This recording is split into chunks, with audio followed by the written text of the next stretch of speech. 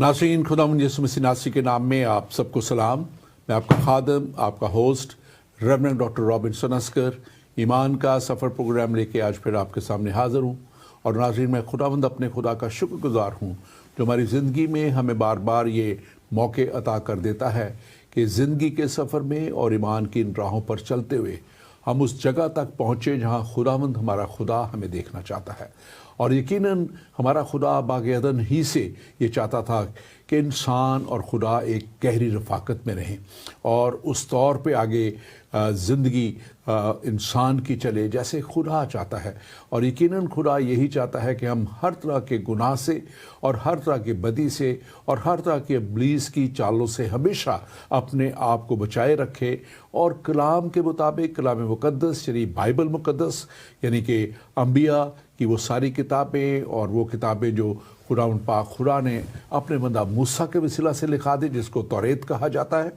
और तौरेत की किताबें और उसके साथ साथ अंबिया, सहाफ़ा अंबिया और फिर ज़बूर, और ये सब वो किताबें हैं। और फिर आखिर में उसने अपने बेटे यीशु मसीह के वसीला से वो अंजील जो नए अहदनामे में मौजूद है जिसमें यीशु मसीह ने हमें इस दुनिया में आके ना सिर्फ उस रास्ता को जो हमारे लिए ज़रूरी था तैयार कर दिया कि हम हमेशा की हलाकत से बच जाएं और हमेशा की ज़िंदगी में चले जाएं। और इस हमेशा की हलाकत से बचने के लिए यीशु मसीह ने अपने आप को कुर्बान किया और यीशु मसीह ने सलीब पे अपने आप को बलिदान करके मेरे और आपके लिए एक कामिल और काफ़ी कुर्बानी देके वो रास्ता तैयार कर दिया जिस पे चलते हुए हम उस जगह तक पहुँचे जिसके लिए यीशु ने खुद फरमाया था कि मैं चाहता हूँ और तुम्हारे लिए जगह तैयार करता हूँ ताकि जहाँ मैं हूँ वहाँ तुम भी हो। और यकीनन खुदावंद खुदा और उसका बेटा यीशु मसीह जो हमारा इफ्ज़ी बना, हमारा निजात दहिंदा बना,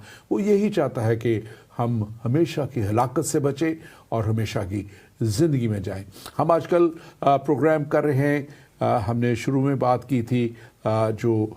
नए अहद के ताल्लुक़ से, और नए अहद को हमने पहले बात की थी कि कैसे खुदा ने जो है इब्राहिम के साथ अहद बांधा, और फिर उसकी तकमील के ताल्लुक़ से हमने बात की थी कि कैसे उसकी तकमील हमें यीशु मसीह में नज़र आती है। क्योंकि इब्राहिम तो तमाम कौमों के लिए बाइस बरकत ना हो सका, लेकिन यीशु मसीह कलाम मुक़द्दस कहता है कि ताकि जो कोई इस पर ईमान लाए हलाक ना हो बल्कि हमेशा की ज़िंदगी पाए। वो दुनिया की निजात और हमेशा की ज़िंदगी दुनिया के लिए बन गया, और आज वो आपके लिए और मेरे लिए भी हमेशा की ज़िंदगी लेके कलाम मुक़द्दस के मुताबिक मौजूद है। और आज हम बात करेंगे कि कैसे ये नया अहद जो है खुदा की बादशाही, जो हमने पिछला प्रोग्राम किया था हमने बताया था कि उसमें कि कैसे अब ये खुदा की बादशाही यीशु मसीह के वसीला से, जब यीशु मसीह ने कह दिया कि आसमान की बादशाही तुम्हारे दरमियान में है, यानी यीशु मसीह के आने से, और वो लोग जो उसके ईमान ले आते हैं, निजात पा लेते हैं, उसके कलाम के मुताबिक चलते हैं, उनके अंदर वो बादशाही का सफ़र जारी और सारी हो जाता है। लेकिन हमने पिछले प्रोग्राम में ये भी बात की थी कि इसकी तकमील को हम देखेंगे जब यीशु मसीह की आमद सानी यानी दूसरी आमद होगी, और आज हम उसके ताल्लुक से भी कुछ बात करेंगे। आज का दूसरा हिस्सा खुदा की नया अहद और खुदा की बादशाही जब हम बात करेंगे तो फिर हम बात करेंगे कि कैसे अब इसकी तकमील की यीशु मसीह ने खुद ये मुकाशवा अपने खादम और अपने जो उनके साथी थे यूहन्ना को दे दिया और उनको कहा कि लिख, और तमाम कलीसियाओं को लिख दे। और अब ये मुकाशवा कलीसियाओं के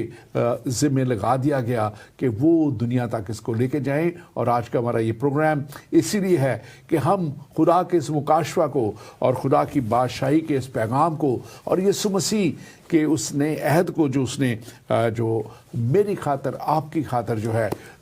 वो हमें एक नए अहद में दाखिल होने का फजल दे दिया, हम उसके ताल्लुक से बात करें। और आज इस टॉपिक पे बात करने के लिए स्टूडियो में मेरे साथ मौजूद हैं pastor Ajmal Gill. Pastor Ajmal Gill Calvary reform church नॉर्बरी Croydon से हैं और हमारे साथ पहले भी प्रोग्रामों में आ चुके हैं। खुदा के अच्छे खादम हैं और इसके साथ साथ ही अपनी सेकुलर जॉब भी करते हैं। आइए वेलकम करते हैं, welcome to the show pastor Ajmal, आपको वेलकम करते हैं। आज के इस प्रोग्राम के ताल्लुक से اس ابتدائیہ میں نئے عہد اور خدا کی بادشاہی کے لیے جب ہم بات کرتے ہیں تو آپ ضرور اس کے تعلق سے بات کیجئے جو بھی آپ کرنا چاہتے ہیں. پھر اس کے بعد آپ یرمیہ نبی کا صحیفہ اس کی 31واں باب اور 31 سے 34 آیت بھی پڑھ دیجیے گا. جی پاسٹر جی، تھینک یو. نیا عہد اور خدا کی بادشاہی، یہ بڑے ہی خاص ٹاپک ہیں اور بڑا خوبصورتی سے آپ نے بیان کر دیا کہ عہد نامہ جو تھا، عہد جو باندھا گیا تھا، کووننٹ باندھا گیا تھا ابراہم سے، اور اس کو تھوڑا سا سمجھنے کی ضرورت ہے. بعض اوقات اس کو تھوڑا سا نظر انداز کر دیا جاتا ہے، کیونکہ جب ابراہم کے ساتھ خدا نے وعدہ کیا تو خدا نے اس کو کہا میں تجھے سرفراز کروں گا، میں تجھے بڑی قوم بناؤں گا، میں تجھے برکت دوں گا. اور اس کے ساتھ ایک اور وعدہ اس کو دیا تھا کہ تیرے وسیلے سے دنیا کے قبیلے برکت پائیں گے، دنیا کی قومیں تیرے وسیلے سے برکت پائیں گے. اور بڑا خوبصورتی سے بھی آپ نے بیان کیا کہ ابراہم مر گیا لیکن وہ وعدہ پورا نہیں ہوا. باقی سارے وعدے پورے ہوئے، صرف باقی قوموں کو برکت دینے کا وعدہ اس کی زندگی میں پورا نہیں ہوا. اور پھر اس طرح سے کیٹیگوریکلی اسحاق اور پھر اس کے بعد یعقوب جو اسرائیل کہلاتا ہے اور پھر اس کے بعد بنی اسرائیل آ جاتے ہیں، اور ان سب کی زندگی میں دنیا کی جو قومیں تھیں ان کو ابھی تک برکت نہیں ملی تھی. اور پھر ہم دیکھتے ہیں کہ وہ یسوع مسیح میں آ کر وعدہ پورا ہوتا ہے. جب یسوع مسیح آ جاتے ہیں، جب وہ خدمت کا آغاز کرتے ہیں، تو متی اس کو رقم کرتا ہے کہ غیر قوموں پر روشنی چمکی، اور وہ وقت تھا جب غیر قومیں، غیر قبیلے جو ہیں وہ برکت حاصل کرنا شروع کرتے ہیں. تو خدا کی بادشاہی ہے، اس کی بادشاہی کو سمجھنے کے لیے ہمیں عہد کو سمجھنا ضروری ہے. اور میرا ایمان ہے کہ جتنے بھی لوگ سن رہے ہیں یا بعد میں بھی سنیں گے، وہ یقیناً آج کے اس پروگرام کے وسیلے سے برکت حاصل کریں گے، اور ان کو عہد کے بارے میں کہ عہد ہوتا کیا ہے اور نیا عہد کیا ہے اور خدا کی بادشاہی کیا ہے اس کے بارے میں یقیناً نالج ملے گا. تو جیسا آپ نے مجھے کہا، میں اس حوالے کو پڑھ دیتا ہوں. یرمیہ اس کا 31واں باب اور اس کی 31ویں آیت سے یوں لکھا ہے: دیکھ وہ دن آتے ہیں، خداوند فرماتا ہے، جب میں اسرائیل کے گھرانے اور یہودا کے گھرانے کے ساتھ نیا عہد باندھوں گا، اس عہد کے مطابق نہیں جو میں نے ان کے باپ دادا سے کیا جب میں نے ان کی دستگیری کی تاکہ ان کو ملک مصر سے نکال لاؤں، اور انہوں نے میرے اس عہد کو توڑا، اگرچہ میں ان کا مالک تھا، خداوند فرماتا ہے. بلکہ یہ وہ عہد ہے جو میں ان دنوں کے بعد اسرائیل کے گھرانے سے باندھوں گا، خداوند فرماتا ہے. میں اپنی شریعت ان کے باطن میں رکھوں گا اور ان کے دل پر اسے لکھوں گا، اور میں ان کا خدا ہوں گا اور وہ میرے لوگ ہوں گے. اور وہ پھر اپنے اپنے پڑوسی اور اپنے اپنے بھائی کو یہ کہہ کر تعلیم نہیں دیں گے کہ خداوند کو پہچانو، کیونکہ چھوٹے سے بڑے تک وہ سب مجھے جانیں گے، خداوند فرماتا ہے. اس لیے کہ میں ان کو بدکرداری کو بخش دوں گا اور ان کے گناہ کو یاد نہ کروں گا. آمین. اور یہ وعدہ ہے خداوند خدا کا، جی، کسی انسان کا نہیں کہ وعدہ کر کے وہ بھول جائے، کسی انسان کا نہیں کہ وہ اس کو توڑ دے، بلکہ خدا اپنے وعدوں کو ہمیشہ پورا کرتا ہے. اور یہ خاص طور پہ یہ دیکھیں، یہ سینکڑوں سال پہلے یرمیہ نبی کی معرفت خدا نے یہ کلام کر دیا. اور اس میں جو ہم خاص بات دیکھتے ہیں کہ وہ کلام مقدس میں کہ خداوند کہا ہے کہ میں ان کی بدکرداری کو بخش دوں گا اور ان کے گناہ کو یاد نہ کروں گا. کن کے؟ اب یہ بات سوال اٹھتا ہے، کن کے؟ یہ اس کے تعلق سے ذرا آپ تھوڑا سا بیان کیجئے. جی، یہ بڑا ہی پھر وہی بات ہے کہ سمجھنے کی باتیں ہیں، ضروری باتیں ہیں، کیونکہ ابھی جو میں نے شروع میں کہا کہ ابراہم کے ساتھ عہد باندھا گیا اور وعدہ دیا گیا، لیکن اس کے وسیلے سے برکت جو قوموں کو ملنی تھی وہ نہیں ملی. اور وہ برکت کس کے وسیلے سے ملنا شروع ہوئی؟ وہ یسوع مسیح کے وسیلے سے، جب یسوع مسیح آ گئے ہیں. بالکل کیٹیگوریکلی اس کو ہم اس طرح سے سمجھ سکتے ہیں کہ اکثر لوگ یہ خیال کرتے ہیں کہ اسرائیل جو تھے، یہودی جو تھے، وہ خدا کی چنی ہوئی قوم تھے، ابراہم کے ساتھ وعدہ تھا اور انہی کے وسیلے سے قومیں جو ہیں وہ برکت پاتی ہیں. لیکن ہمیں یہ سمجھنے کی ضرورت ہے کہ جب یسوع مسیح کے وسیلے سے دنیا کی قومیں برکت پا رہی ہیں، اس کے وسیلے سے برکت ملنی شروع ہوئی ہے، قوموں کو ان کے اوپر روشنی چمکنا شروع ہوئی ہے. تو اب اس کے ساتھ ایک اور تمثیل جو ہے جس کو پریکٹیکل پیرابل کہا جاتا ہے، جب یسوع مسیح انجیر کے درخت میں انجیر کا پھل ڈھونڈنے کے لیے جاتے ہیں اور اس کو نہیں پاتے وہاں پر، تو یہ تھوڑا سا سمجھنے کی ضرورت ہے کہ وہ تو انجیر کا موسم نہیں تھا، تو یہ تو پھر زیادتی ہوگی کہ یسوع مسیح نے قرض کر دیا اس انجیر کے درخت کو کہ آئندہ تجھ میں پھل نہ لگے. تو اس کو اس کی سمجھ جو ہے اس کی اس طرح سے ہے. وہ یسوع مسیح ایک پریکٹیکل پیرابل بتا رہے تھے. وہ بتا رہے تھے کہ یہودی قوم جو ہے جن کے ساتھ خدا نے وعدہ کیا تھا، جن کے ساتھ نجات کے پیغام کو، نجات کے پروسیس کو آگے لے کر جانا تھا، وہ ابھی کے لیے پوز کر دیا گیا ہے. اور پھر اس کے بعد جو ہے یسوع مسیح نے کہا کہ اب تم دنیا کی تک لے کے جاؤ اس خوشخبری کو، دنیا میں جا کر انجیل کی خوشخبری کو سناؤ. تو وہ ہم دیکھتے ہیں کہ اس کے بعد ایک نئی قوم بن جاتی ہے جو کہ مسیحی قوم بن جاتی ہے، جو کہ کرسچنز ہیں. ان کے وسیلے سے جو ہے یسوع مسیح کام کر رہے ہیں، خدا ان کے وسیلے سے کام کر رہا ہے. اگر آپ ہسٹری اٹھا کر دیکھ لیں پچھلے 2000 سال سے، تو یہودی یا تو وہ خود کو سروائیو کر رہے ہیں، مر رہے ہیں یا مار رہے ہیں. تو دنیا کے پاس جو خوشخبری، دنیا کے قبیلے جو برکت پا رہے ہیں، وہ مسیحی قوم کے وسیلے سے پا رہے ہیں. تو یہ جو اب وعدے کا جو پلان ہے وہ مسیحی قوم ہے، ان کے وسیلے سے آگے چل رہا ہے. تو یہاں پر جب کہا گیا ہے کہ ان کے گناہ معاف کر دوں گا، یقیناً یہ یہودیوں کے لیے ہے، اسرائیل کے لیے بھی ہے، لیکن اس کے ساتھ وہ سب لوگ بھی ہیں جو یسوع مسیح میں آ جاتے ہیں، ان کے لیے بھی معافی اسی طرح سے یسوع مسیح کے وسیلے سے. یہ یسوع مسیح نے خود فرمایا متی کی انجیل مقدس میں 20واں باب اس کی 22ویں آیت میں یسوع مسیح نے خود کہا کہ اسی طرح جہاں پہ لکھا ہوا ہے، یہ یسوع مسیح کے الفاظ ہیں کہ اسی طرح کھانے کے بعد پیالہ لے کر اس نے کہا کہ یہ پیالہ میرے اس خون میں نیا عہد ہے جو تمہارے واسطے بہایا جاتا ہے. اور پھر یسوع مسیح نے خود فرما دیا تھا، اپنے شاگردوں کو کہا جاؤ تم جا کے تمام دنیا کو جا کے شاگرد بناؤ، اور جو ایمان لائے، ایمان کس بات پہ لائے کہ خداوند خدا نے اپنے بیٹے یسوع کو بھیج دیا، اور میں خدا کا بیٹا اس لیے آیا کہ وہ کامل اور کافی قربانی بن کے، وہ قربانی جو شریعت مانگتی تھی کہ ہر گناہ کی قربانی دی جائے، لیکن شریعت جو تھی ہر سال اس کے لیے قربانی مانگتی تھی، لیکن یسوع مسیح نے، کلام مقدس کہتا ہے عبرانیوں کے خط میں، کہ وہ اپنا ہی خون لے کے باپ کے داہنے جا بیٹھا، اور وہ کامل اور کافی قربانی میرے لیے، آپ کے لیے. اور میں اپنے ناظرین سے کہوں گا کہ آپ چاہے کسی بھی رنگ، نسل یا مذہب سے ہیں، مت سمجھیں کہ یہ صرف بات ہم مسیحوں کے لیے کر رہے ہیں، یا اس وقت بات یہودیوں کے لیے کی گئی تھی. خداوند ہمارا خدا سب قوموں کا خالق اور مالک ہے، سب لوگوں کا خالق اور مالک ہے، اور کلام کہتا ہے کہ وہ ہر ایک کی فکر کرتا ہے. اس لیے آج اس پروگرام کو آپ جہاں کہیں بھی دیکھ رہے ہیں، آپ ضرور شیئر کیجئے. آپ جس میڈیا پہ بھی دیکھ رہے ہیں، آپ اس کو شیئر کیجئے. ہمارا یہ پروگرام ایمان کا سفر جو ہے، اس کو ہمارا فیس بک پیج ہے ایمان کا سفر، آپ اس کو لائک کیجئے، فالو کیجئے، تاکہ آپ کو نوٹیفیکیشنز آتے رہیں اور باقی پروگرام بھی آپ دیکھ سکیں. اور یوٹیوب پیج ہمارا جو ایمان کا سفر ہے، آپ اس کو بھی لائک کیجئے، اور وہاں پہ آپ کو ہمارے سارے پروگرام، جو 350 سے زیادہ پروگرام ہم ابھی تک کر چکے ہیں، وہ سارے پروگرام ملیں گے. اور یہ پروگرام یاد رکھیے کہ منگل کے دن، آج کے دن ٹیوزڈے کو 4 بجے شام، جو یو کے ٹائم کے مطابق اور پاکستان کے ٹائم کے مطابق آج کل 9 بجے یہ پروگرام ڈائریکٹ آپ کے لیے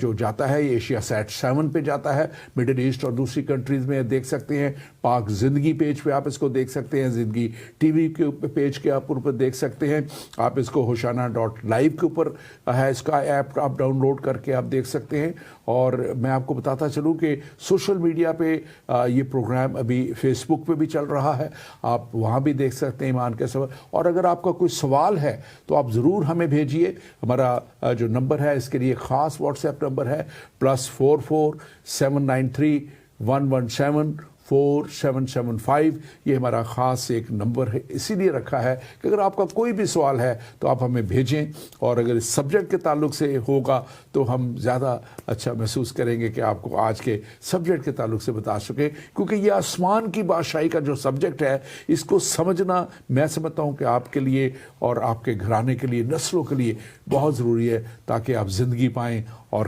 کثرت کی زندگی پائیں. پاسٹر اجمل، آپ ذرا بتائیے گا کہ یہ خدا کی بادشاہی جو ہے، جب یسوع مسیح نے کہا کہ تمہارے درمیان میں آ چکی اور ابھی موجود ہے، تو اس کو کیسے آپ ذرا بیان کریں گے ہمارے ناظرین کے لیے، اور اس کی تکمیل جو ہے وہ کیسے اور کب ہوگی؟ جی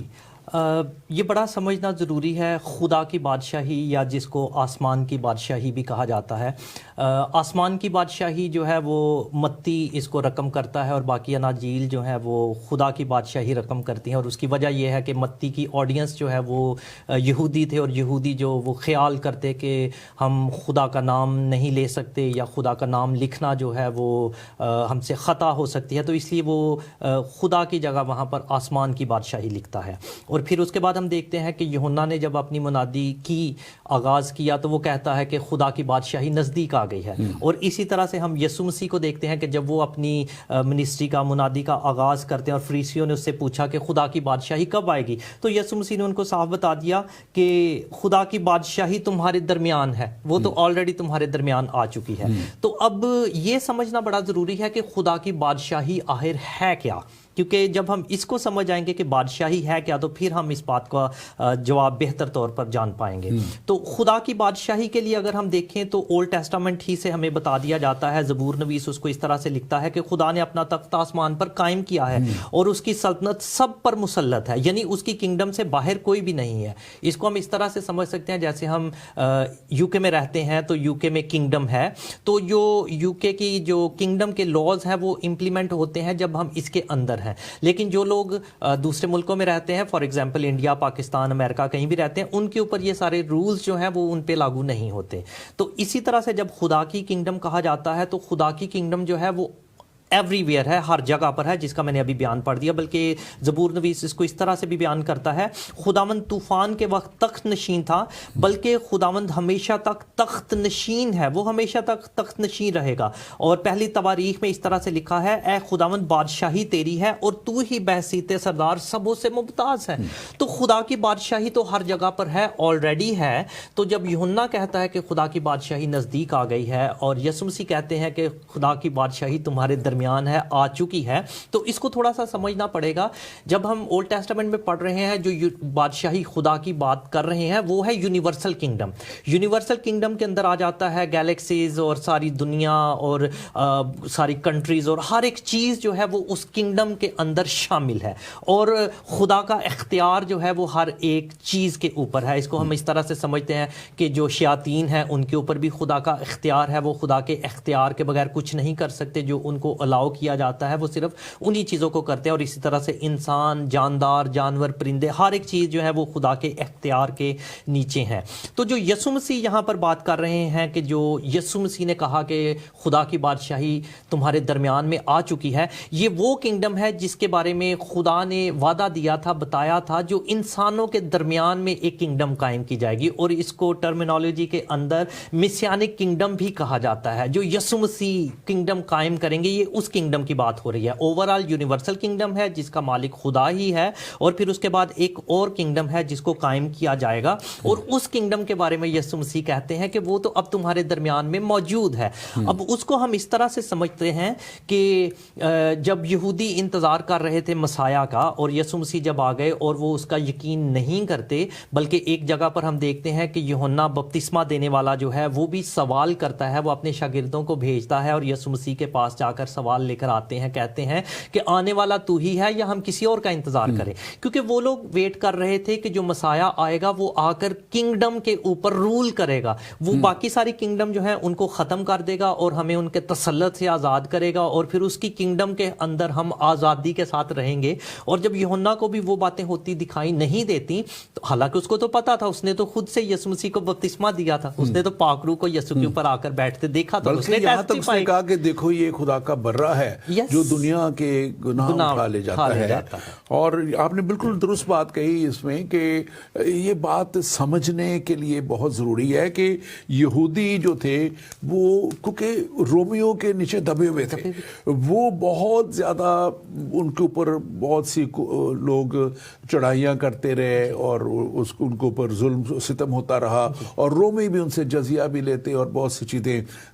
ٹیکس کہیں گے, جزیہ ٹیکس کو کہا جاتا है, तो वो लेते थे और उसके ऊपर रूल भी करते थे। तो वो एक निजात दहिंदा के इंतज़ार में थे और यीशु मसीह को वो निजात दहिंदा के तौर पे तो वो जानते थे, लेकिन वो दुनियावी तौर पे उसको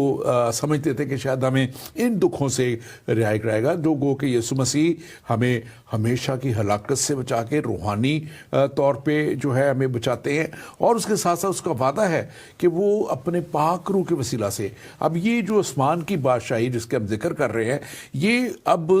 जब यीशु मसीह ने कहा कि तुम्हारे दरमियान में आ पहुंची, और यहाँ पे पहला बाप और उसकी 15वीं आयत है यहाँ पे कलाम मुकद्दस में, जहाँ पे हम इसको लिखा हुआ देखते हैं, तो वहाँ पे उन्होंने कहा कि तुम्हारे दरमियान में आ पहुंची, बरकस के इंजील में लिखा हुआ है पहला बाप 15 आयत में। तो मतलब यह है कि जो उस पर ईमान ले आए, जो यीशु मसीह पे ईमान ले के आ गए और जिन्होंने इस बात को जान लिया, पहचान लिया और उस कलाम के मुताबिक ज़िंदगी बसर करनी शुरू की, ये नहीं कि सिर्फ जान लिया पहचान लिया। अब बहुत से लोग कहते हैं कि बस अगर हम मसीही हैं तो बस ठीक है, हम हमें हमेशा की ज़िंदगी, नो, आपको जो है फिर उस कलाम के मुताबिक अपनी ज़िंदगी गुजारते हुए आगे बढ़ना है। और फिर हम हमारे अंदर वो आसमान की बादशाही जो है, जब उस कलाम के मुताबिक चलते हैं तो फिर हम मौजूद होती है। और कलाम मुक़द्दस हमें बताता है कि वो इसकी तकमील, अब उसकी तरफ थोड़ा सा जाते हुए अब जब देखें कि अब इसकी तकमील हमें शुरू तो होगी आसमान की बादशाही। यीशु मसीह ने निजात का बड़ा काम कर दिया, और मैं हमेशा कहता हूँ कि सबसे बड़ी बात, जब आप शुरू में इब्तदाइयत दे रहे थे तो उस वक्त मेरे दिल में बात आ रही थी कि सबसे बड़ा मोर्चा दुनिया में निजात का मोर्चा है। निजात मीन्स कि हम गुनाहों से निजात पा लेते हैं, हम दुनिया की हर तरह की वो बातें जो उसके कलाम के मुताबिक नहीं हैं, उसके ऊपर ना चलते हुए हम उन बातों से निजात पा लेते हैं। और खुदा हमेशा चाहता है कि हम उस दौर पे चले जैसे कलाम चाहता है। और फिर यीशु मसीह का अब जो दोबारा आमद, कलाम मुक़द्दस ये बताता है कि वो जब दोबारा आमद होगी तो उस वक्त इसकी तकमील हमें, खुदा की बादशाही की तकमील हमें नज़र आएगी। अगर मुकाशवा की किताब उसकी आप निकाल लीजिए, अगर 19वां बाब, तो मैं चाहूँगा बल्कि इसकी पहली से तीसरी आयत अगर आप पढ़ भी दें तो वहाँ पे गालबन इसको हमें, हमारे नाज़रीन को ज़रा और समझने में इसकी आसानी होगी। और जी मुकाशफा 19वां बाब और उसकी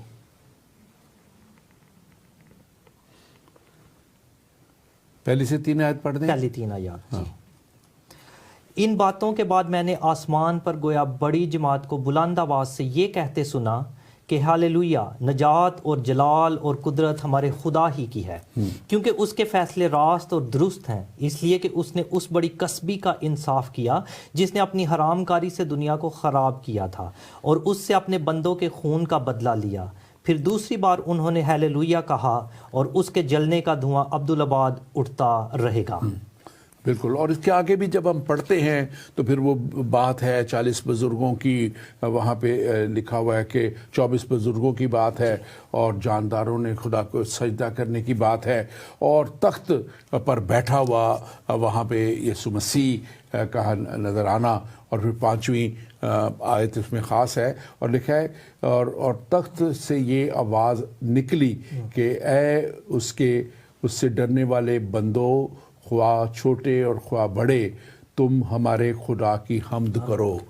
उससे डरने वाले, जो बात हम कर रहे थे कि जो उसके साथ साथ चलते हैं उससे डरते हैं। और ये उसकी जो है जलाली आमद की बात जब हम देखते हैं मुकाशवा की किताब, तो ये मुकाशवा की, ये बाइबल मुकद्दस की आखिरी किताब, मैं अपने नाज़रीन के लिए बताना चाहता हूँ कि ये वो किताब है जिसमें यीशु मसीह ने खुद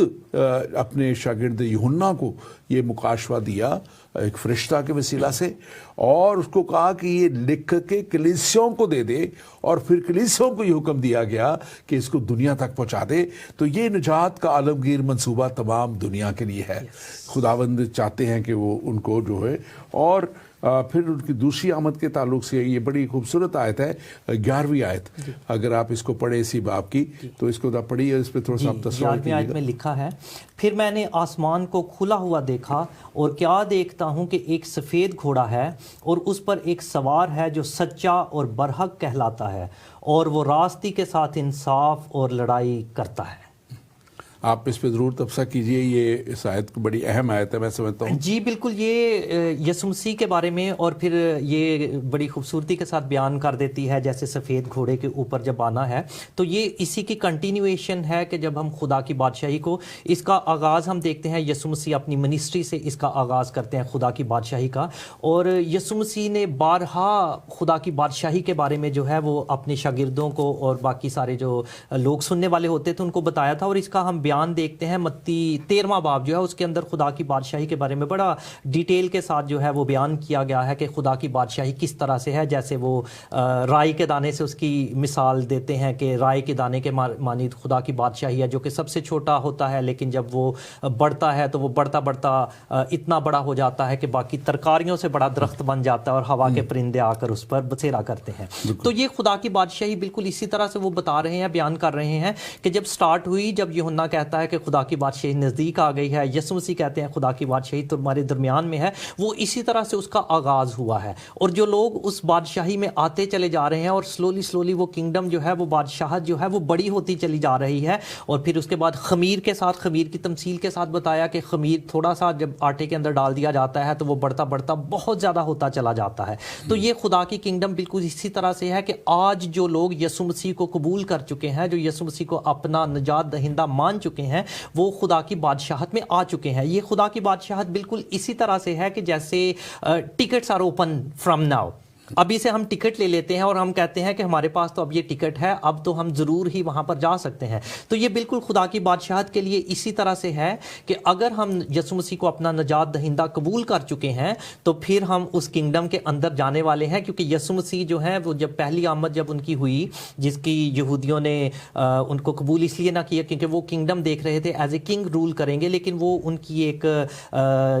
آمد تھی جب وہ تیاری کروانا چاہتے تھے، لوگوں کو نجات دینا چاہتے تھے، لیکن دوسری آمد جب ہوگی تو پھر وہ بادشاہت کریں گے جس طرح سے ایک بادشاہ کرتا ہے، اور جس کا بھی ہم نے یہاں پر بیان پڑھا کہ وہ ایک سفید گھوڑے کے اوپر، اور جس طرح سے بادشاہ فتح کرنے کے بعد گھوڑے کے اوپر سوار ہو کر تلوار لے کر اپنے ہاتھ میں آتے ہیں اور پھر اس کے بعد رول کرتے ہیں، تو یہ بالکل اسی طرح سے ہونے والا ہے۔ اور دوسری ایک ابھی آپ نے ذکر کیا تھا کہ بعض اوقات لوگ سمجھتے ہیں کہ ہم تو یسوع مسیح کو اپنا شخصی نجات دہندہ قبول کر چکے ہیں اور ان کا طرز عمل اس طرح سے نہیں ہوتا، زندگی اس طرح سے نہیں ہوتی، تو ان کے لیے ضروری یہ بات ہے اسی متی 13ویں باب کے اندر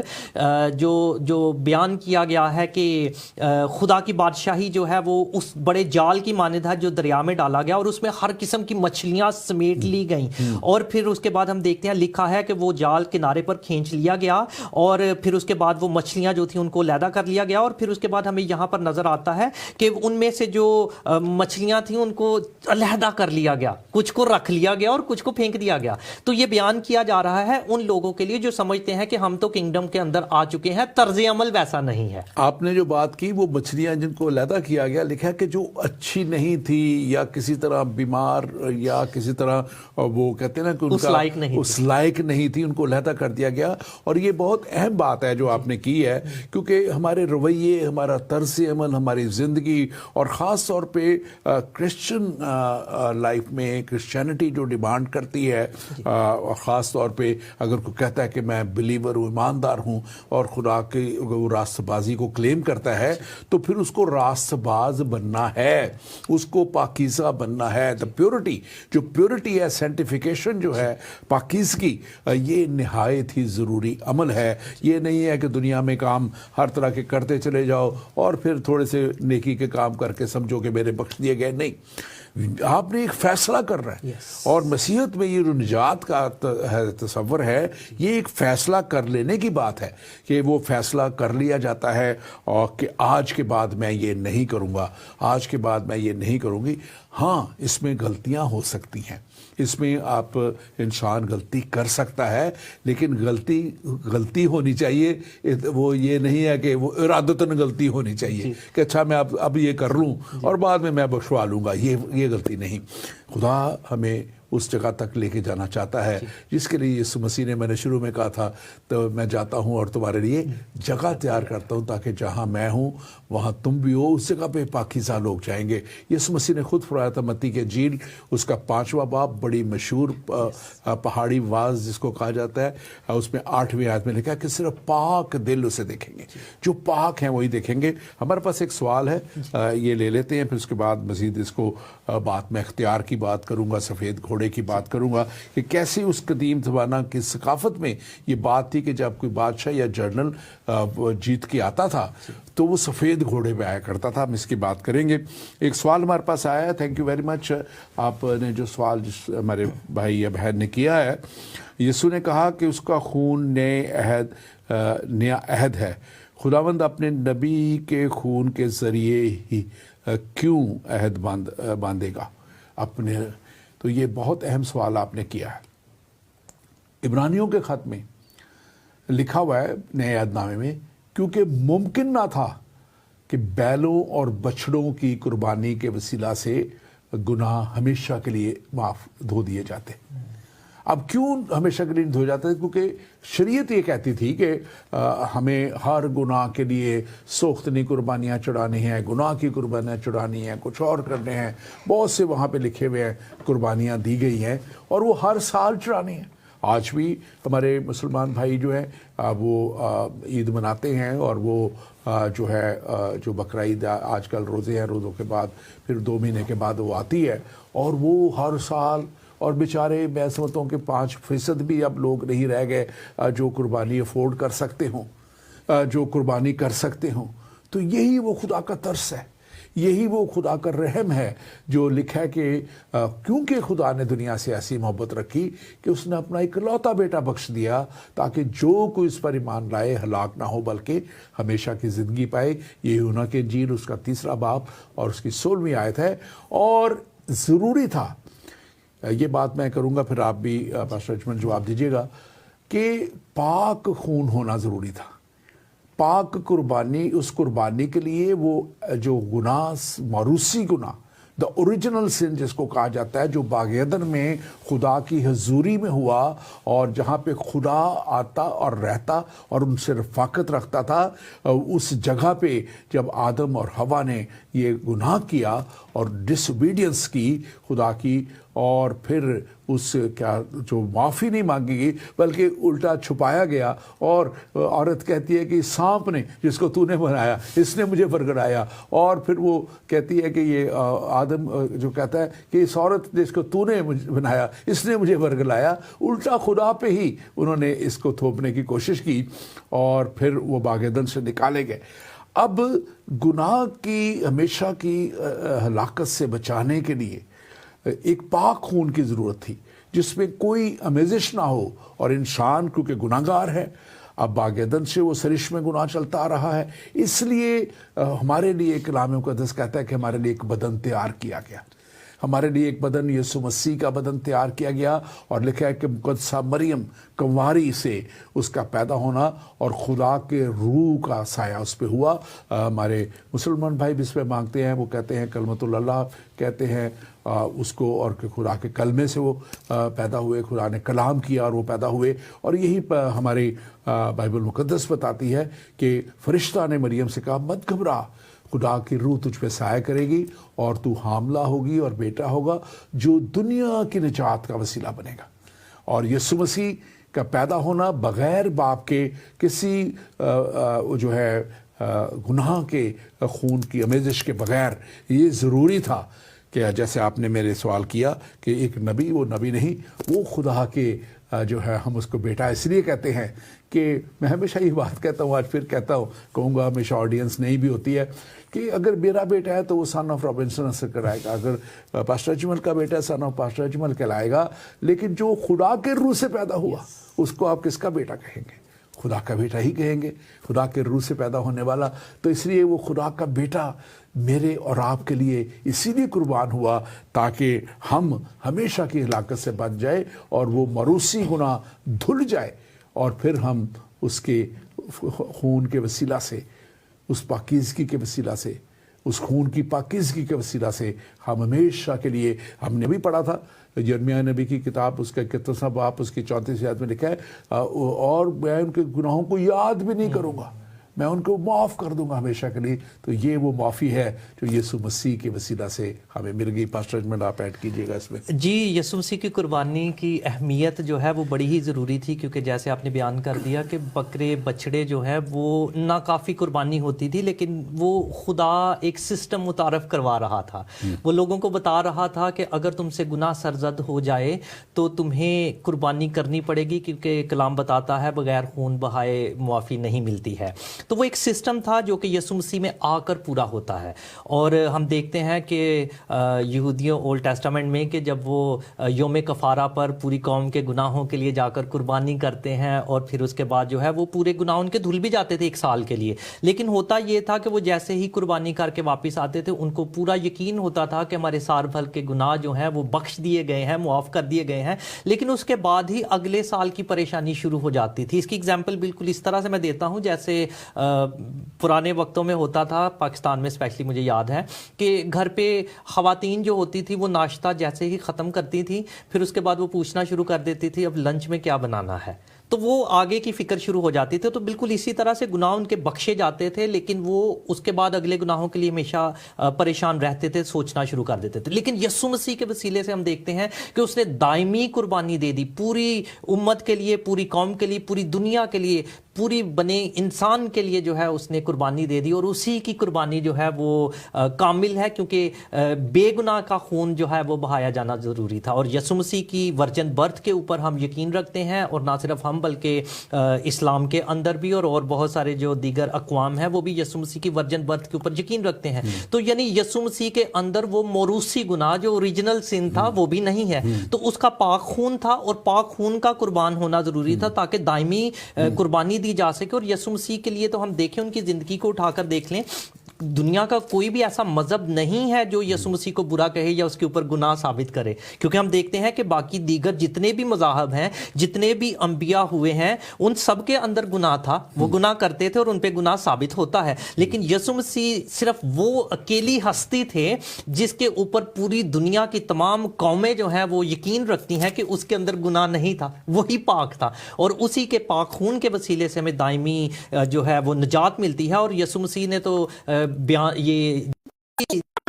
سب کو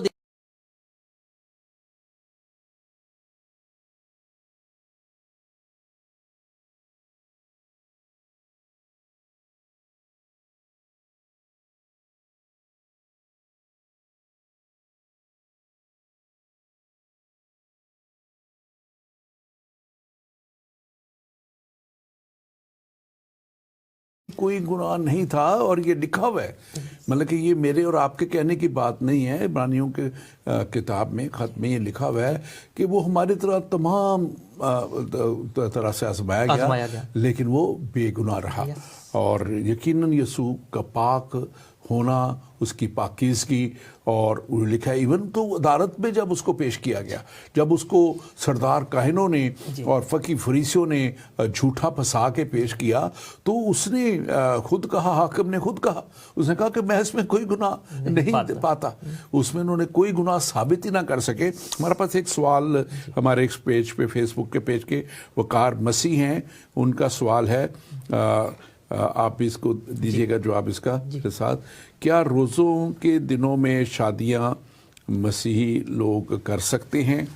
منگنی یا کوئی رسم کر سکتے ہیں؟ آج کے ٹاپک سے تو نہیں ہے, لیکن آج کل روزے کیونکہ چل رہے ہیں, ہمارے مسلمان بھائیوں کے بھی چل رہے ہیں اور آج کل ہمارے بھی چل رہے ہیں. تو پہلی بات آپ کو میں بتاتا چلوں کہ دیکھیں, ہمارے جو مسلمان بھائی ہیں ان پہ یہ فرض کیا گیا,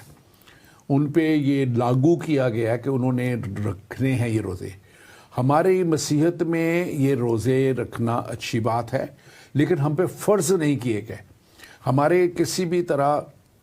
جو ہے बाइबल मुकद्दस में ये कहा नहीं गया कि भाई इस वक्त रोज़े रखो और इतने रोज़े रखो, क्योंकि मसीह ने भी 40 दिन का रोज़ा रखा और अपनी मिनिस्ट्री को शुरू करने से पहले, अपनी खिदमत को शुरू करने से पहले, उससे पहले अगर हम देखें तो मूसा जो है खुदावंद के पास 40 दिन और 40 रात रहा, वहाँ से ये 40 की निस्बत चलती है। और इसके साथ साथ हम देखते हैं कि रोज़े के ताल्लुक से ख़ास तौर पे कहा गया है कि जब तू रोज़ा रखे तो अपने आप को जो है वो अपना मुंह ऐसा ना बना के लोग जाने कि तू रोज़ेगार है, अपने सर पे तेल डाल, खुश हो, शादमान हो और अच्छी तरह उसी तरह कर। इसलिए मैं इसलिए कह रहा हूँ कि ये जो बात आपने की है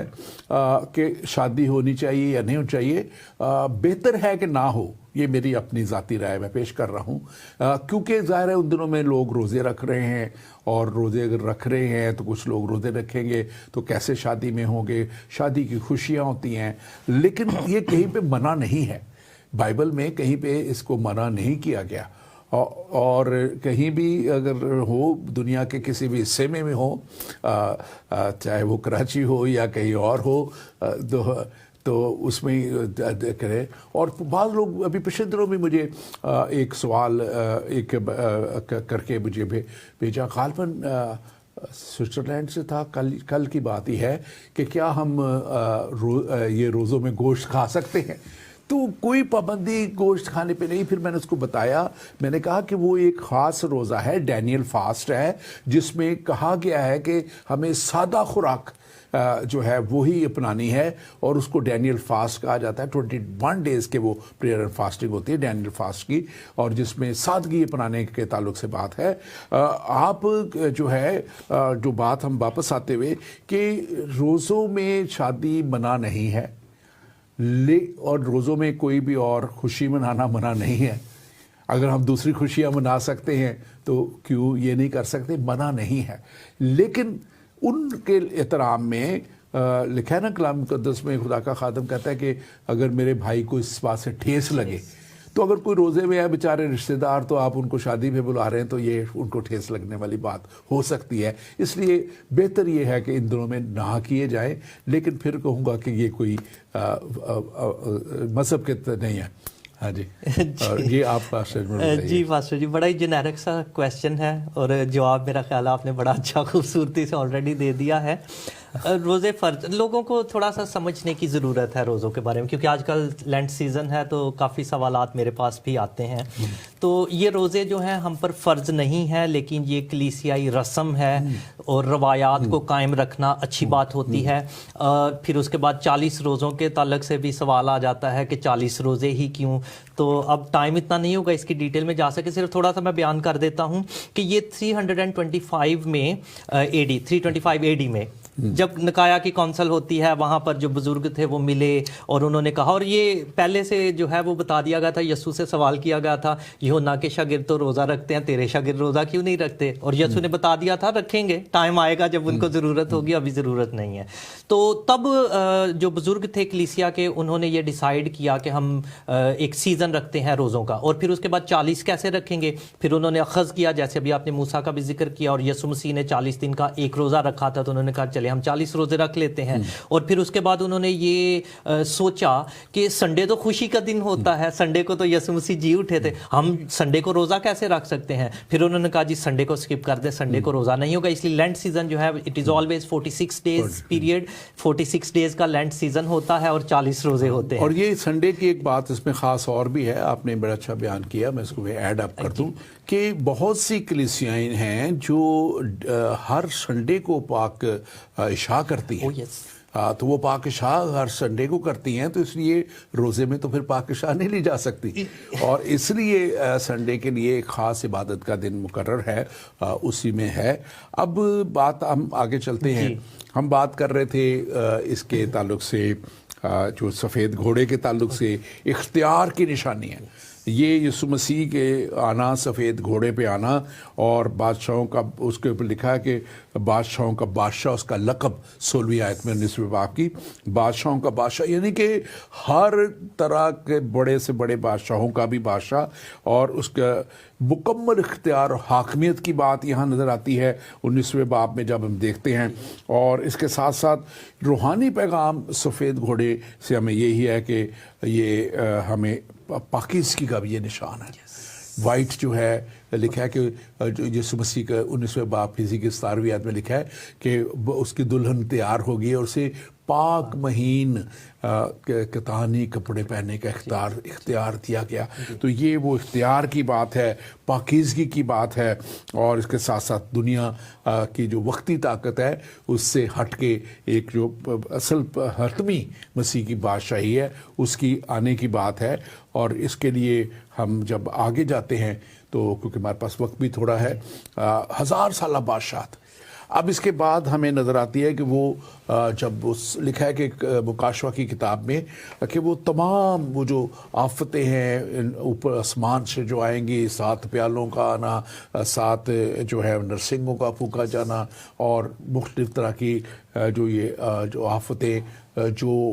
ہمارا ایمان اور کلام مقدس سے کہتا ہے کہ وہ ان پہ آئیں گی جو غیر ایماندار لوگ ہیں, جو بت پرست لوگ ہیں, جو گناہ گار لوگ ہیں, جو ایتھیسٹ خدا کو نہ ماننے والے لوگ ہیں, جو آج کہتے رہتے ہیں نا کہ جو کچھ مرضی کرے جاؤ, شادی کے بغیر رہ لو, فری سیکس, فری میرج, اور یہ سارے یہ ان کے اوپر لکھا ہے کہ ہر آفت سے 1/3 زمین کے لوگ, زمین کی چیزیں, زمین کی اشیاء, اور یہ ساری ختم ہوتی جائیں گی اور ایک ایک کر کے, اور پھر ایک وقت وہ آئے گا کہ وہ تمام لکھا ہے کہ وہ خاتمہ کر دے گا. آسمان نے وہ لکھا ہے کہ آپ آگ کے شعلہ سے, اور جب وہ آخری نرسنگ کا پھونکا جائے گا تو لکھا ہے کہ آگ کے شعلہ سے جو ہے وہ تمام گناہ گار جو ہے وہ ہلاک کر دیے جائیں گے. اور اس وقت صرف ایماندار لوگ جو زمین پہ ہوں گے, اس سے پہلے کلیسیا اٹھا لی جائے گی, ریپچر ہوگی. یہ مسیحی تعلیم ہے, تعلیم مقدس میں کا بائبل مقدس میں لکھا ہے کہ ایماندار پہلے ہی لکھا ہے کہ پہلے وہ جو ایماندار جو مر گئے قبروں میں وہ اٹھا ہوا میں اڑ کے مسیح آئیں گے, ہوا میں بادلوں میں وہ استقبال کریں گے, اور اس کے بعد وہ جو زمین پہ ہوں گے اب وہ تو جا چکے. پھر اب یہ 7 اس دوران میں جب آخر ہونے والا ہوگا 7 سال کا جو ٹریبولیشن پیریڈ ہے, مصیبت کے سال, آپ ان کو ذرا ایکسپلین کیجیے گا. جی پاسٹر, بڑا خوبصورت اور بڑا انٹرسٹنگ آپ نے جو ہے ٹاپک اس کا چھیڑ دیا. یہ جو ہے نا 7 ایئرس کا ٹائم جو ہے, تو اس میں مختلف کلیسیاں جو ہے وہ مختلف ان کا اس کے بارے میں ایمان ہے. کچھ کہتے ہیں کہ جو ریپچر ہے وہ پری ٹریبولیشن جو ہے وہ ہو جائے گا, کچھ مڈ پہ اور کچھ پوسٹ پہ بلیو کرتے ہیں, لیکن میرا ایمان پری پہ ہے کہ پہلے ہی ایماندار جو ہے وہ اٹھا لیے جائیں گے. اچھا, یہ بڑا انٹرسٹنگ ہے. میں اس کو اس طرح سے بیان کرتا ہوں, پیرافرائز کر رہا ہوں, کہ نیچے مصیبت کا دور چل رہا ہے, نیچے دکھ پریشانیاں ہیں, اور اوپر آسمان پر پارٹی ہو رہی ہے, کیونکہ وہاں پر اس وقت میں بھیما ججمنٹ ہو رہی ہے. اور بھیما ججمنٹ جو ہے وہ اس طرح کی ججمنٹ نہیں کہ عدالت ہو رہی ہے کہ اچھا جی تو نے اچھا کیا, تو نے برا کیا. نہیں, وہ جو بھیما ججمنٹ ہے وہ صرف اور صرف ریوارڈ دیے جا رہے ہیں, وہاں پر انعامات دیے جا رہے ہیں. تو نیچے لوگ مصیبت کے شکار ہیں اور اوپر آسمان پر انعامات دیے جا رہے ہیں. اور پھر اس کے بعد 1000 سالہ بادشاہت آ جاتے ہیں جس کی ہم بات کر رہے ہیں, کہ 1000 سالہ بادشاہت میں اور پھر جو ہے جتنے لوگ, جتنے مقدسین جنہوں نے اپنی زندگیاں خدا کے ساتھ گزاری ہیں اور جنہوں نے اپنے جامے جو ہیں وہ یسوع کے لہو سے دھوئے ہیں, وہ اس وقت میں وہ ان ساری چیزوں کو انجوائے کریں گے. وہ ساری چیزیں زمین کے اوپر 1000 سالہ بادشاہت ہوگی. اور میں اس کو اس طرح سے ہمیشہ کہتا ہوں کہ جو خواہشات لوگوں کی رہ گئی, جائز خواہشات, جو ایماندار لوگ تھے, بعض اوقات لوگوں کو لگتا ہے کہ مسیحی ہونا جو ہے یا ایک سچے مسیحی ہونا جو ہے اس بورنگ. تو میں کہتا ہوں یہ بورنگ پہلے بھی نہیں ہے, اور پھر اس کے بعد بھی ایک وقت آنے والا ہے جب خدا اپنے لوگوں کو فراوانی کے ساتھ وہ ساری چیزیں انجوائے کرنے کا موقع دے گا. اور 1000 سالہ بادشاہت وہ وقت ہوگا جس میں جو ایماندار لوگ ہیں وہ ان ساری چیزوں کو انجوائے کریں گے. میں اس کے تعلق سے اکثر بات کرتا ہوں کہ جب یہ دنیا جس میں ہر طرح کے گناہ گار لوگ اور ہر طرح کے بد کردار لوگ اور ہر طرح کی بدی کرنے والے لوگ رہتے ہیں، اور خدا نے اتنی خوبصورت خوبصورت جگہ بنائی ہوئی ہیں اور وہ بھی جاتے ہیں وہاں انجوائے کرتے ہیں، بلکہ وہ زیادہ انجوائے کرتے ہیں کیونکہ ان کو وہ اب کسی پابندی میں نہیں رہتے. شاید انہوں نے غلط ذرائع سے دولت کمائی ہوئی ہے، رشوت ستانی سے اور ظلم کر کے جبر کر کے لوگوں کی جائیدادیں چھینی ہوئی ہیں. تو وہ جگہ جو خدا اپنے ایماندار لوگوں کے لیے بنا رہا ہے، اور اس کی پکچر ہمیں کاشوا 22 باب میں نظر آتی ہے، اس کو بعد میں کسی وقت ڈسکس کریں گے کہ وہ جگہ کلام کہتا ہے کہ جواہر سے تیار کی گئی جگہ ہے، اس کی بنیادیں بھی جواہر سے رکھی گئی، خوبصورت ترین جگہ ہے. آج اس کے ٹاپک کی طرف جب ہم بات کرتے ہیں تو یہاں پہ 20ویں باب کی پہلے سے 30 آیت میں لکھا ہے پھر میں نے ایک فرشتہ کو آسمان سے اترتے دیکھا جس کے ہاتھ میں اتھا گڑھے کی کنجی اور ایک بڑی زنجیر تھی، اور اس نے اژدہا یعنی پرانے سانپ کو جو ابلیس اور شیطان ہے پکڑ کر 1000 سال کے لیے باندھا، اسے اتھا گڑھے میں ڈال کر بند کر دیا اور اس پر مہر کر دی تاکہ وہ 1000 برس کے پورے ہونے تک قوموں کو پھر گمراہ نہ کرے. اس کے بعد ضرور ہے کہ تھوڑے عرصے کے لیے کھلا جائے. اور یہ وہ وقت ہے جب 1000 سالہ بادشاہت زمین پہ قائم ہوگی. اب اکثر لوگ کہتے ہیں کہ ایماندار تو پہلے ہی اٹھا لیے گئے، تو یہ زمین پہ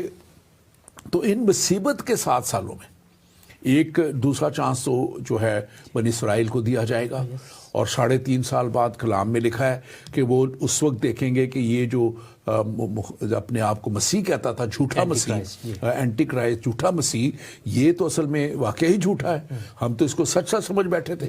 3.5 سال بعد جب وہ ہیکل میں اپنے بت کو نصب کرے گا، اور آپ کو پتا ہے کہ یہودی اپنی ہیکل کے لیے تو شروع سے بہت زیادہ پوزیسو ایک ورڈ ہے انگلش کا کہ وہ ہے، اور اس وقت وہ اس کا انکار کریں گے اور پھر یسوع مسیح پہ ایمان لائیں گے کہ ہاں وہی مسیحا تھا جو آئے. اور پھر اس وقت میڈیا اتنا ترقی کر چکا ہوگا.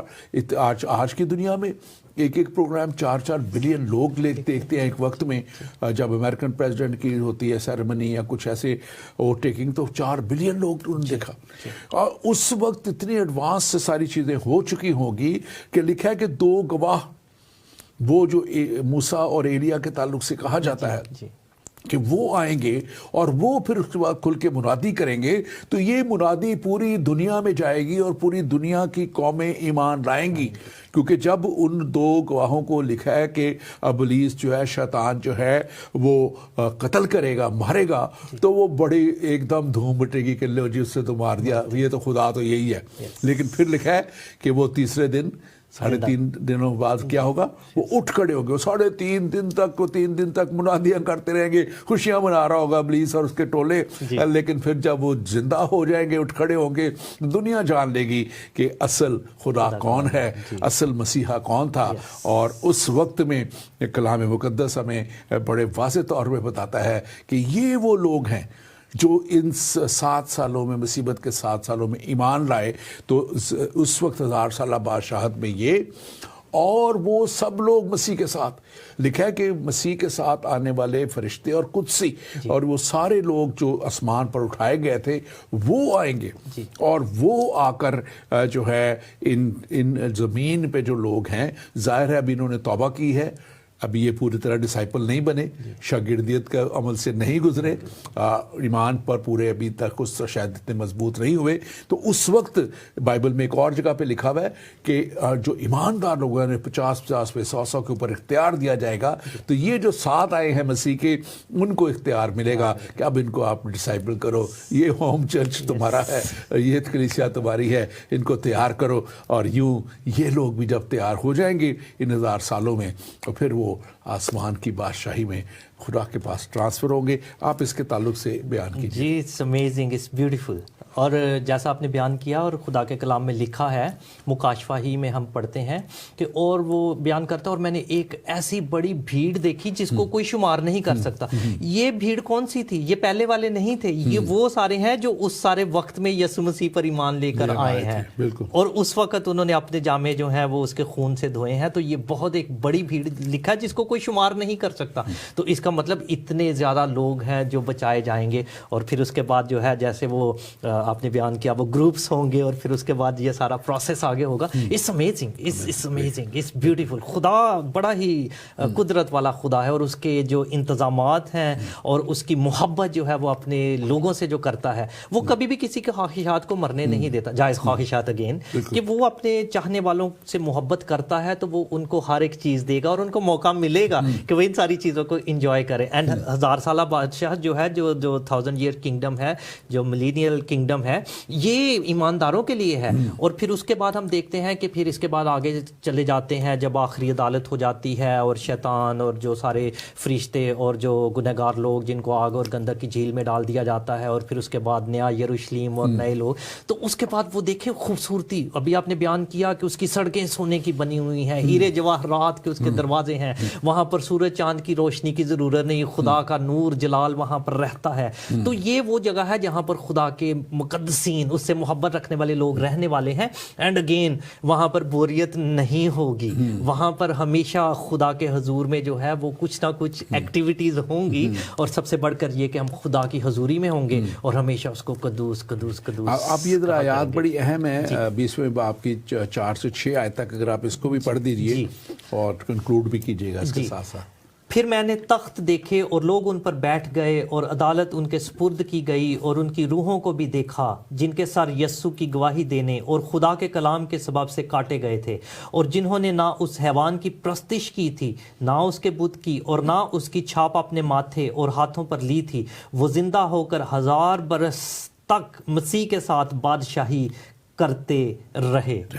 اور لکھا ہے کہ جب تک یہ 1000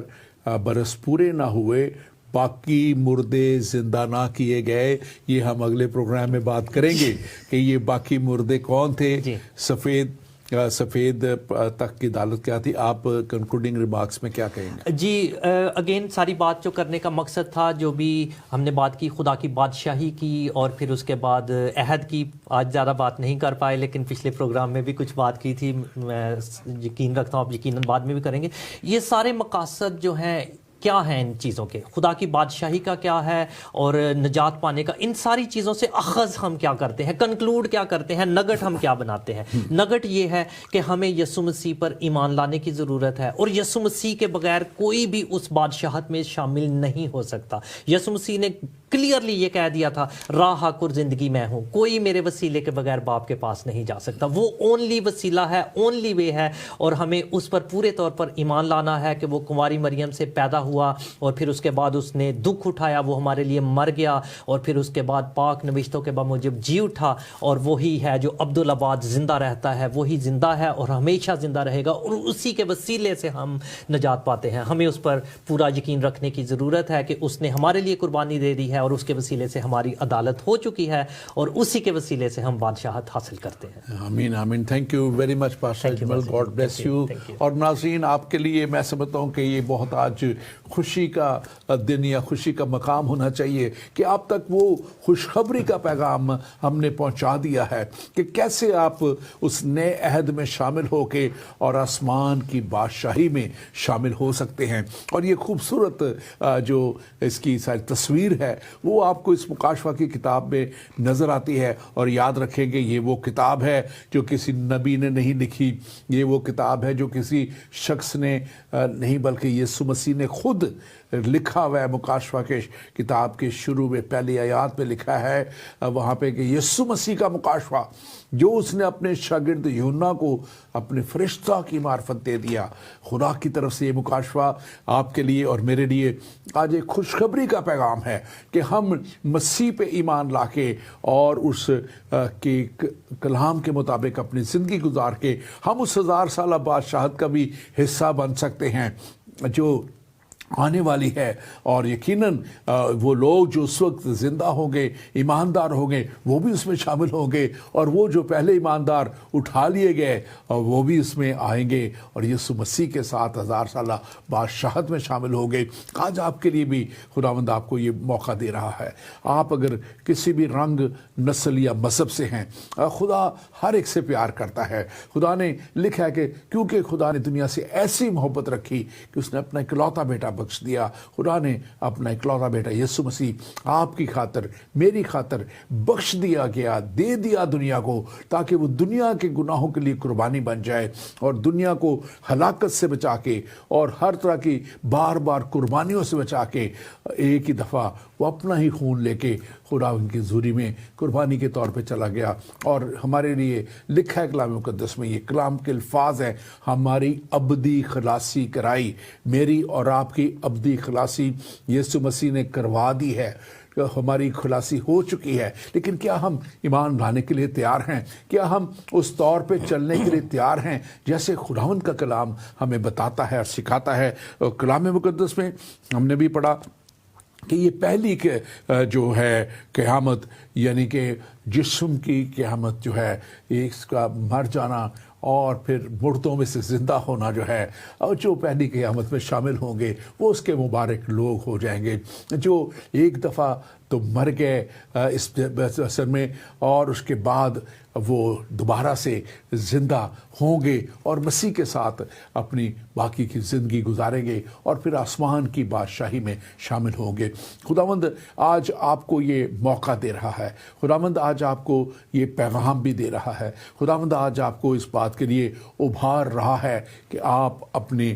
قبلہ کو درست کر رہے ہیں تاکہ آپ اس جگہ تک پہنچ سکیں جہاں خداوند آپ کو دیکھنا چاہتا ہے۔ خداوند آپ کے ساتھ ہو اور خداوند آپ کو بڑی برکت دے۔ آمین۔